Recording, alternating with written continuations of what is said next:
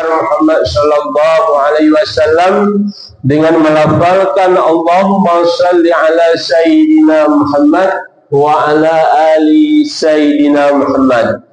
Mudah-mudahan dengan selalunya kita berselawat kepada beliau, insyaallah kita akan mendapat syafaat yaumil masyar kelak. Amin ya Allah ya rabbal alamin. Bapak-bapak, ibu-ibu, sidang jamaah salat fardu subuh surah Nurul Watan yang dirahmati Allah. Pertama sekali marilah sama-sama kita berusaha semaksimal mungkin untuk bisa selalu meningkatkan keimanan dan ketakwaan kita kepada Allah Subhanahu wa taala dengan cara selalu beramar ma'ruf dan bernahi mungkar, melaksanakan segala apa yang diperintahkan oleh Allah Subhanahu wa taala dan juga meninggalkan apa yang dilarang. Mudah-mudahan kita semua menjadi orang-orang yang bertakwa. Bapak-bapak, ibu-ibu, sidang jamaah salat fardu subuh surah Nurul Watan yang dirahmati Allah.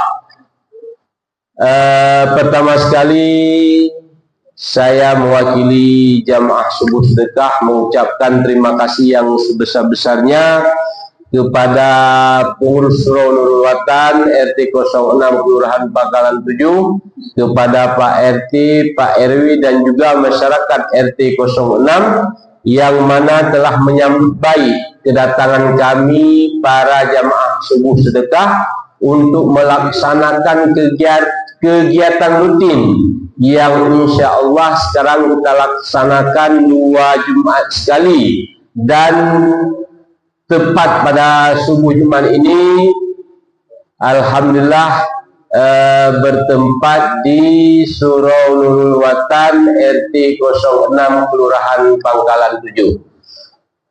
Dan juga terima kasih yang sebesar-besarnya juga kami ucapkan kepada Ustaz Hairudin yang mana telah memimpin salat fardu subuh secara berjamaah dan juga disertai dengan sujud sajadah. Mudah-mudahan segala amal ibadah yang kita laksanakan pada subuh yang sangat berbahagia ini diterima oleh Allah Subhanahu wa taala. Amin ya Allah ya rabbal alamin.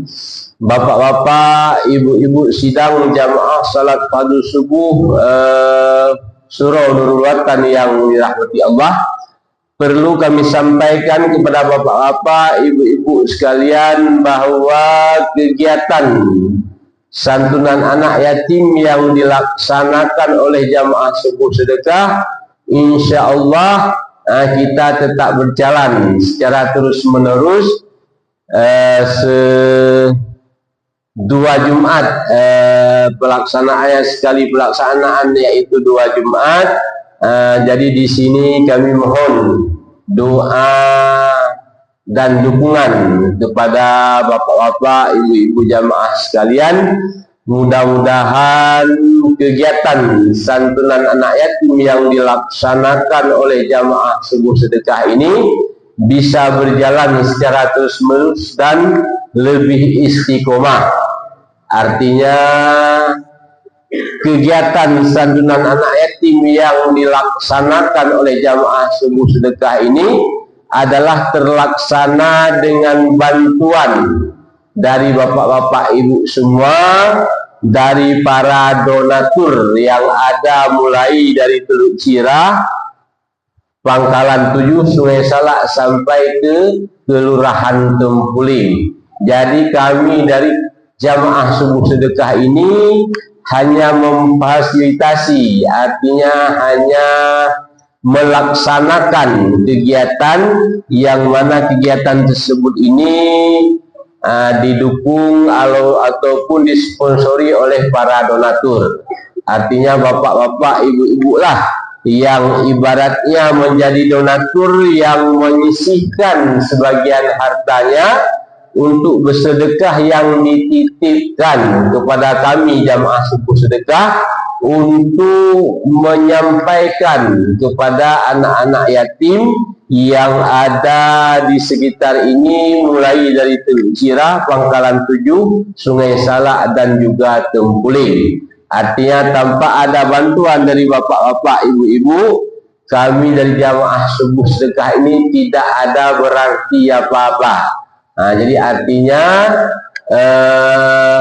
simpatisan ataupun ibaratnya uluran tangan dari bapak-bapak, ibu-ibu yang dititipkan kepada kami jamaah subuh sedekah ini sangat diharapkan. Artinya tanpa ada bantuan dari bapak-bapak, ibu-ibu, kami tetap tidak bisa melaksanakan kegiatan santunan anak yatim. Jadi oleh sebab itu kami sangat berharap kepada bapak-bapak, ibu-ibu yang memang mempunyai harta yang lebih, silakan saja untuk bersedekah, untuk dititipkan mungkin melalui kami, yang insya Allah biasa kita setiap pelaksanaan kegiatan di subuh Jumat itu hari Rebu kita turun ke lapangan untuk memungut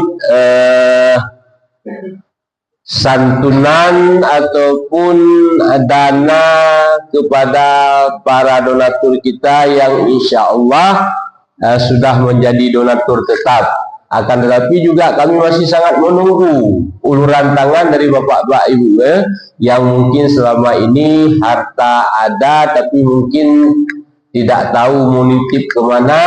Kalau bapak ibu percayakan kepada kami, silakan hubungi kami. Insya Allah setiap pelaksanaan hari Rabu kami tetap turun ke lapangan untuk memungut dana.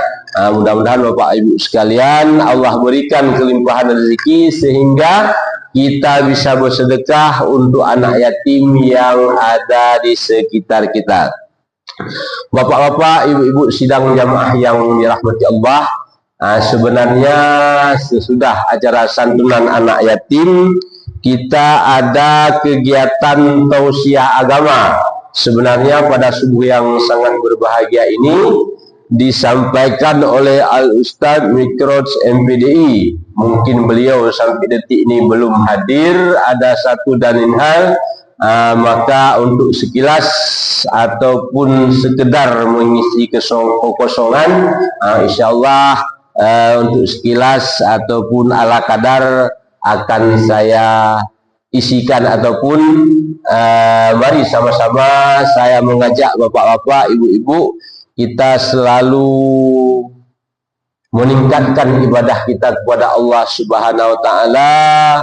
Mudah-mudahan sebagaimana saya sebutkan tadi, kita semua menjadi orang-orang yang bertakwa.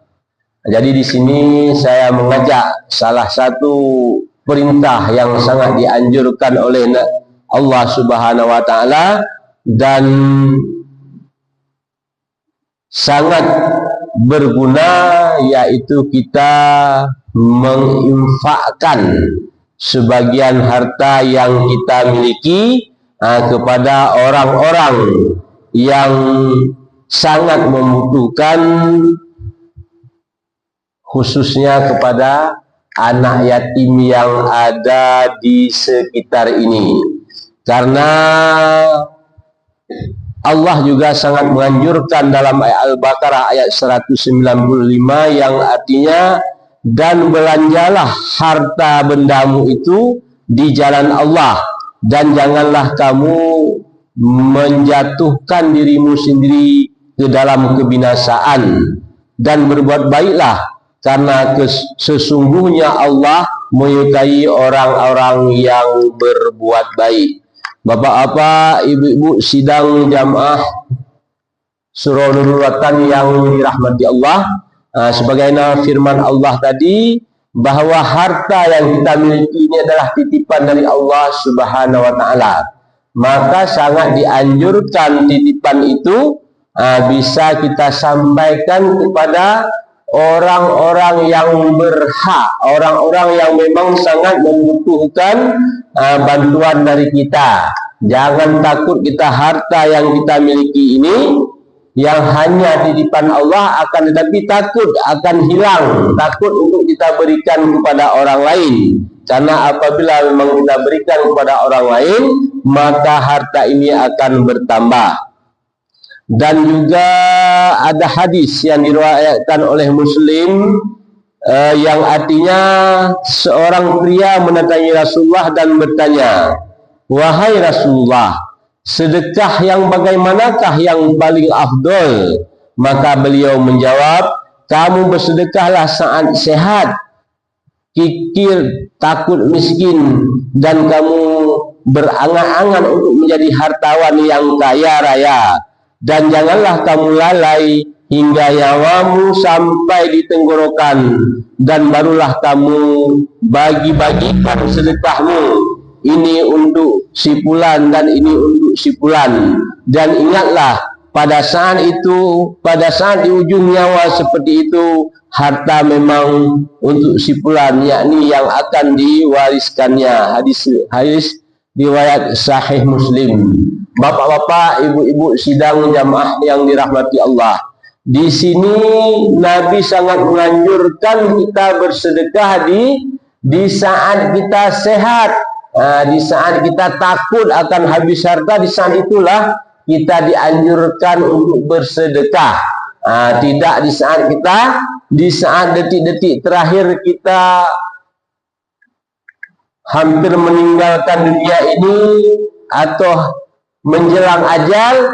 Bukan di saat itu kita dianjurkan untuk bersedekah, karena di saat itu memang harta yang kita miliki itu memang sudah ada yang akan menerimanya, yakni itu warisan kita. Jadi yang kita sebagusnya adalah bersedekah di saat kita masih sehat, di saat kita memang lagi mempunyai harta yang banyak.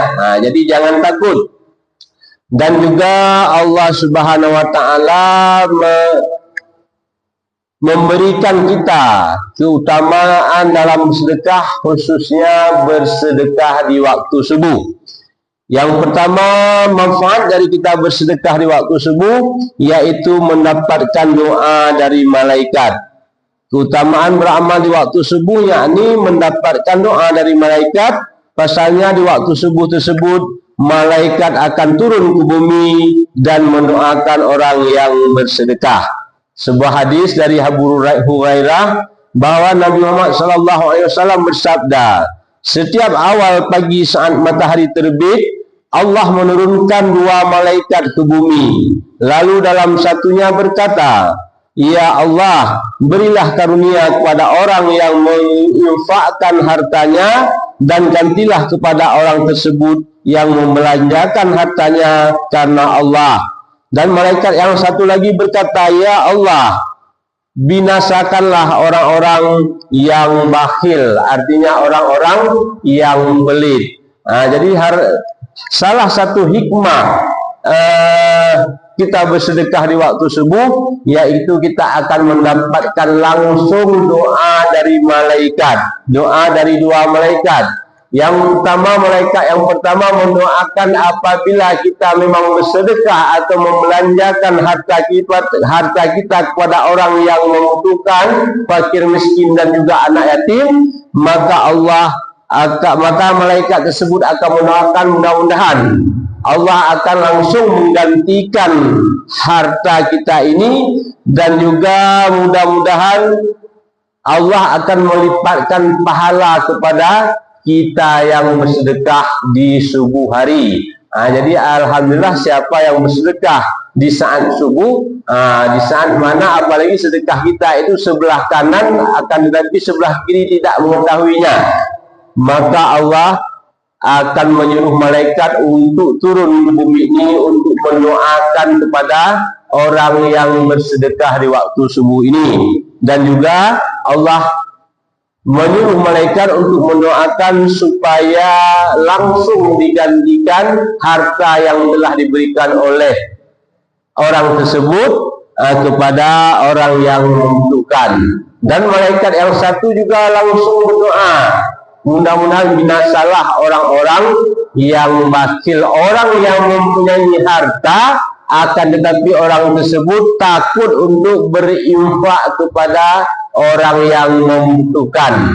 Di sini banyak sekali kita lihat masih kita ini punya harta, akan tetapi takut untuk kita sedekahkan. Padahal dengan bersedekah, harta tersebut akan berlipat, akan menambah, bukan berkurang. Cuma mungkin tidak langsung begitu. Hari ini kita sedekahkan misalnya 100.000, langsung di saat itu mungkin Allah balas misalnya 500.000. Tidak kayak itu. Akan tetapi dengan kita bersedekah, mungkin rezeki kita akan bertambah dari hal-hal ataupun dari sisi-sisi yang tidak kita duga. Jadi arah-arah yang tak kita duga, harta itu bertambah. Misalnya ada kegiatan ataupun ada usaha kita, usaha lancar. Dengan lancarnya usaha, maka bertambahlah rezeki kita. Kemudian hikmah daripada sedekah subuh itu membantu terkabulnya doa. Jadi doa yang kita panjatkan di saat subuh ini, dengan kita membiasakan bersedekah di waktu subuh ini, maka Allah akan mudah untuk mengabulkannya. Jadi kalau memang kita punya hajat, berdoalah, akan tetapi bersedekahlah terlebih dahulu baru kita berdoa. Kemudian dengan kita bersedekah di waktu subuh ini, kita akan menghapus dosa-dosa kita. Jadi apabila memang ada salah hilaf, ada kesalahan-kesalahan yang kita laksanakan atau yang kita lakukan di saat kita masih hidup, maka dengan kita membiasakan bersedekah di waktu subuh, maka Allah akan menghapuskan dosa-dosa kita. Dan juga dengan bersedekah akan membersihkan harta. Misalnya kita punya harta yang mungkin ada dari jalan syubhat ataupun yang mungkin kita dapati ini belum tentu 100% halal, mungkin ada sedikit syubhat di situ, maka dengan kita bersedekah, maka harta kita akan dibersihkan. Dan juga seperti sabda Nabi yang artinya, sungguh Tuhanku melapangkan rezeki dan membatasinya bagi siapa yang Dia kehendaki di antara hamba-hambanya, dan apa saja yang kamu infakkan Allah akan menggantinya, dan Dialah pemberi rezeki yang terbaik. Dan yang kelima, dengan kita bersedekah, maka Allah akan menjauhkan diri kita dari pintu neraka. Jadi memang siapa yang bersedekah itu akan jauh dari pintu neraka. Saya rasa kita semua ini pasti ingin dekat dengan pintu surga dan jauh dari pintu neraka. Jadi kita berharap semua, mudah-mudahan dengan kita bersedekah ini, Allah akan masukkan ataupun Allah akan jauhkan kita dari neraka, dan Allah akan masukkan kita ke dalam surga. Dan juga dengan bersedekah, Allah akan menyembuhkan kita dari berbagai macam penyakit. Jadi apabila memang kita ada menderita penyakit tertentu, sudah misalnya kita mengobati belum juga sembuh, marilah kita perbanyak sedekah. Ini jangan ibaratnya sakit sudah parah, bersedekahnya 5.000 mungkin tak mempan. Tergantung penyakitnya. Apabila memang penyakit itu agak kuat, maka sedekahnya pun agak harus besar. Ada sebuah kisah seorang pengusaha beriksa ke dokter dan dia diponis sakit jantung dan harus operasi. Jadi dia bingung karena operasi ini membutuhkan dana sekitar 250 juta. Jadi dia sebelum dia memang punya harta karena dia seorang pengusaha, akan tetapi dia agak sedikit berat mengeluarkan harta 250 juta untuk operasi jantung. Jadi dia pergilah ke seorang ustadz, bertukar pikiran, ya ustadz, bahwa saya menderita penyakit jantung dan harus dioperasi. Tak ada cara lain. Apabila tidak dioperasi, menurut dokter ini mungkin umurnya tinggal beberapa hari. Ini menurut dokter. Jadi menurut Ustadz kayak mana? Minta pendapat. Jadi Ustadz menjawab, bersedekahlah kamu, tidak usah ke dokter, berilah sedekah, tapi harus jumlah yang banyak, karena ini penyakitnya penyakit sangat parah, penyakit jantung, dan oleh dokter menyarankan operasi dengan biaya minimal 250 juta. Jadi kalau kayak gitu kata Ustadz, kamu sedekahlah 50 juta. Terkejut juga si orang yang menderita penyakit ini, karena tak pernah dia bersedekah sebesar itu, dan kebiasaan memang agak sedikit pelit dalam hal bersedekah. Cuma karena dia yakin dengan Ustadz ini, maka bersedekahlah dia, terutama dia bersedekah kepada orang tuanya di kampung. Dikirimlah duit sekitar 30 juta untuk orang tuanya di kampung. Untuk mamaknya, kebetulan mamaknya tinggal bersama kakaknya, bapaknya sudah tak ada lagi, dan juga untuk kakak-kakak adiknya dikirim juga sekitar 30 juta, 60 juta dia bersedekah. Maka senangnya hati si ibu, begitu terkejut dia, tak pernah si anak ini mengirim duit untuk ibunya. Yang ini dia bersedekah kepada ibunya 30 juta, maka ibunya tidak henti-henti berdoa, ya Allah sembuhkanlah anakku, ya Allah sembuhkanlah anakku, ya Allah sembuhkanlah anakku. Dan juga adik-adik beradiknya juga berdoa, mudah-mudahan Allah mengangkat penyakit yang diderita oleh anaknya. Dengan dahsyatnya beberapa hari dia pergi lagi ke dokter. Begitu dia periksa, terbebas dari penyakit jantung. Alhamdulillah, si dokter ini terkejut, karena nyangka oleh dokter ini dia datang siap untuk melaksanakan operasi. Akan tetapi dia datang ini begitu dicek memang hilang penyakit jantung. Kalau dalam secara logika atau ilmu medis itu tidak akan mungkin, tapi ini adalah ilmu Allah Subhanahu wa Ta'ala, berkah sedekah, dia terhindar dari penyakit yang sangat parah atau penyakit yang memang betul-betul membawa nyawa. Kalau penyakit jantung ini memang banyak sekali kita lihat sekarang. Pagi ini orang masih sehat, nanti malam sudah kita dengar tak ada lagi, ataupun siang masih kita dengar sehat, malam tak ada. Hampir tak percaya kita. Ada berita misalnya di surau atau masjid bahwa si fulan bin fulan sudah meninggal dunia. Tadi hanya duduk di warung kopi, tadi hanya berbual dengan saya, tadi hanya jalan sama saya. Tiba-tiba bangun subuh sudah tidak ada lagi nyawanya. Itu banyak karena penyakit jantung, karena sekarang makanan yang kita makan banyak mengandung racun. Jadi sekarang banyak sekali kita lihat orang yang mudah stroke, orang yang mendadak meninggal karena penyakit jantung, dan penyakit lainnya yang memang dulu jarang kita jumpai. Jadi oleh sebab itu, bapak-bapak, ibu-ibu jamaah yang dirahmati Allah, agar kita terhindar dari penyakit, marilah kita yakin seyakin-yakinnya, marilah kita perbanyak sedekah. Dan juga harus yakin bahwa dengan bersedekah ini harta kita tidak akan berkurang, malah harta kita akan diperbanyak, akan dilimpahkan rezeki kita oleh Allah Subhanahu wa Ta'ala, apabila memang kita betul-betul yakin bahwa bersedekah itu adalah memang anjuran dari Rasulullah, dan juga itu yang sangat disenangi oleh Allah Subhanahu wa Ta'ala. Mudah-mudahan jamaah yang hadir dan kita semua yang hadir pada pagi yang sangat berbahagia ini merupakan orang-orang yang gemar bersedekah, dan mudah-mudahan kita semua menjadi orang-orang yang beruntung, orang yang berbahagia mulai dari dunia ini hingga ke akhirat kelak. Amin ya Allah ya Rabbal Alamin.